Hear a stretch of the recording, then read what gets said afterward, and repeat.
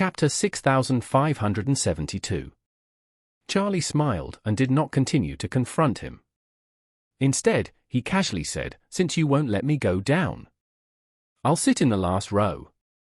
After that, he looked at Tawana and said with a smile, "Since Miss Sweet's mind is so fast, why not analyze the current situation carefully?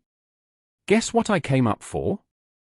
Tawana didn't realize that there was something fishy going on. She just glared at Charlie and turned her face away and ignored him.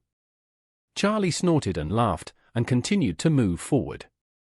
After passing the third row, he sat in the first-class seat on the right side of the last row. At this time, two young men got out of the Ministry of Foreign Affairs car in front. After the two of them immediately boarded the Toyota bus. Peter said to one of them, "You go to the last row and keep an eye on that man. Make sure he doesn't interfere with our investigation." The man frowned and heard the meaning of Peter's words.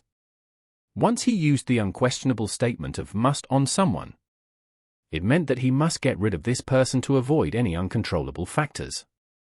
Since the original plan was to kill Tawana, he realized that once other people took action against Tawana, he would have to take action to get rid of Charlie at the same time.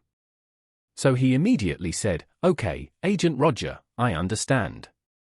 Peter nodded and then said to another person, "You sit in my seat, and I'll sit in the co-pilot." Peter himself is not a master. He is a well-trained professional killer. So his combat effectiveness mostly requires hot weapons to be reflected.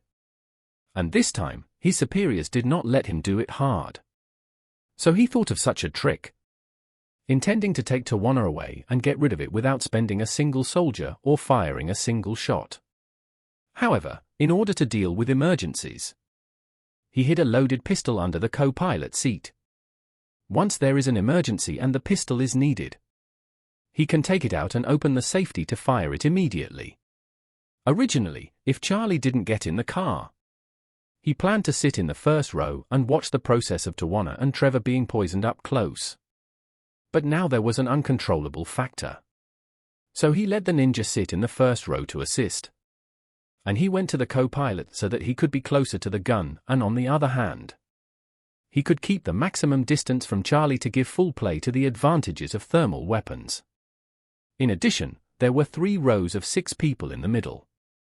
If there was any danger, he would be the one with the lowest risk. After arranging the people, Peter said to the driver, "Okay, get off as soon as possible, Washington is still waiting." The driver nodded, started the car, and slowly drove away. Peter's plan for his men was that as long as the vehicle left the dome smoothly, he would immediately kill the people to avoid more trouble. The reason for leaving the dome before taking action was that he was afraid that if the Mitsui family stopped the car team, everything would not be flawed. As long as the vehicle left the dome, it would be on the municipal road in Tokyo.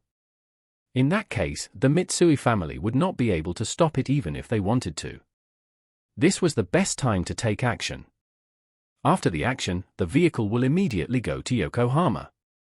They have already prepared a meeting at a funeral home in Yokohama. After arriving at the funeral home, the body will be immediately pushed into the same incinerator for cremation together with an elderly widow who was originally scheduled to be cremated in the afternoon. The elderly widow died of illness in a nursing home.